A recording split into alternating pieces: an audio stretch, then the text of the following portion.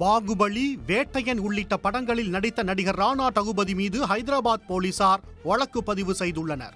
புஷ்பா பட கூட்ட நெரிசலில் சிக்கி ரசிகை பலியானதால் நடிகர் அல்லு அர்ஜுன் மீது வழக்கு பாய்ந்து பரபரப்பு அடங்குவதற்கு முன் அடுத்த நடிகர் மீது வழக்கு பாய்ந்துள்ளது.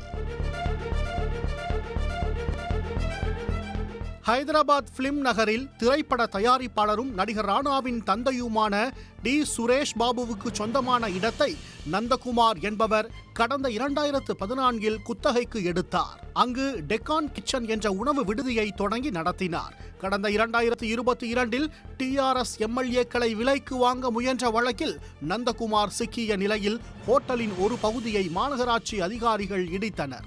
கடந்த ஆண்டு உயர்நீதிமன்ற உத்தரவையும் மீறி ராணா குடும்பம் ஹோட்டலை இடித்து சேதப்படுத்தியதாக நந்தகுமார் போலீசில் புகார் அளித்திருந்தார். இதனால் தனக்கு 20 கோடி ரூபாய் இழப்பு ஏற்பட்டதாகவும் சட்டவிரோதமாக தன்னை வெளியேற்ற முயற்சிப்பதாகவும் அவர் கூறியிருந்தார்.